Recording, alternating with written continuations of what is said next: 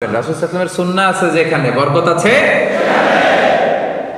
যেখানেই সুন্নাহ সেখানেই বারাকা, সেখানে আপনি বারাকা পাবেন।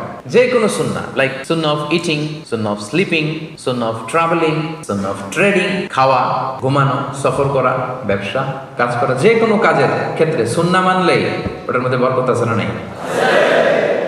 এই সুন্নাহর সাথে সবসময় নিজেকে জড়িয়ে রাখবেন। যেমন সুন্নাহ অফ ইটিং, খাওয়ার সময় সুন্নাহ মানলে কি বরকত পাওয়া যায় একটু দেখেন। এক সাহাবী এসে বলে, ইয়া রাসূলুল্লাহ, ইন্না নাআকুলু ওয়া লা নাশবা। হে আল্লাহর রাসূল, আমরা খাই কিন্তু পেট ভরে না। এরকম অনেক সময় হয় না? হয়। কার কার হয় দেখি? খাইলেও পেট ভরে না, দেখি কার কার। সাহস করে দিয়ে একজন হাত তুলে ফেলছে।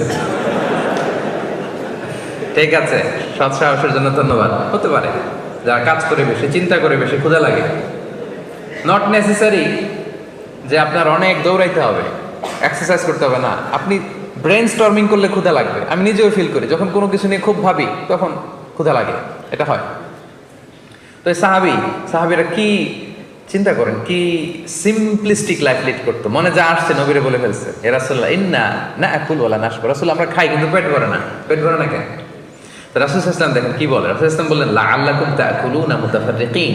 মনে হয় তোমরা একা একা খাও, একসাথে খাও না।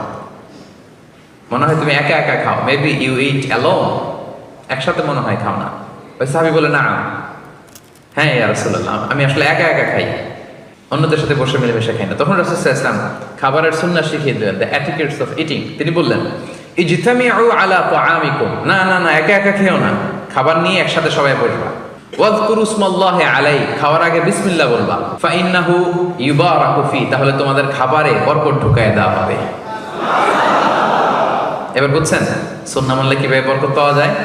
দেখেন খাওয়ার ক্ষেত্রে আরো রাসূল সাল্লাল্লাহু আলাইহি ওয়াসাল্লাম কি ইনস্ট্রাকশন দিয়েছেন। তিনি বলেছেন, আহাব্বু তাআমি ইলাল্লাহি মা কাসরাত আলাইহিল আইদি, আল্লাহর কাছে সবচেয়ে প্রিয় খাবার ওইটা যেই খাবারে অনেকগুলো হাত পড়ে। এক প্লেট নিয়ে শুধু এক হাত দিয়ে খাচ্ছেন, এটা আল্লাহর কাছে পছন্দ না। একটা খাবার নিয়ে অনেকগুলো মানুষ বসে চারদিক থেকে নিয়ে নিয়ে খাচ্ছে, এই খাবারটা আল্লাহর কাছে বেশি প্রিয়। সুবহানাল্লাহ। তাহলে একা একা খাবেন না, বাসায় যে স্ত্রীকে নিয়ে খাবেন, ছেলে মেয়েদের নিয়ে খাবেন, বাবা মাকে নিয়ে খাবেন, বন্ধুদের একসাথে খাবেন। এবং খেয়াল করে দেখবেন, একা একা খেলে যে টেস্ট পাওয়া যায়, কয়েকজন মিলে খেলে এটা টেস্ট বেড়ে যায় কয়েক গুণ। কি বলেন? পারে না? বাড়ে। দেখবেন, খেয়াল করে দেখবেন, তাহলে বেশি বরকত। আবার রাসূল সাল্লাল্লাহু আলাইহি ওয়াসাল্লাম বলেছেন আরেকটা এটিকেট শুনেন, আল বারাকাতু তানজিলু ওয়াসাতাত তাআম, খাবারে বরকত নাজিল হয় একেবারে মিডলে, মাঝখানে। এক প্লেট খাবার, মাঝখানে বরকতটা আগে নাজিল হয়, সেখান থেকে ছড়ায়। ফাকুলু মিন হাফিয়াতি, তোমরা চারিপাশ থেকে খাও, মাঝখান থেকে নিও না। ওয়ালা তাকুলু মিন ওয়াসাতি, মাঝখান থেকে উঠাবে না।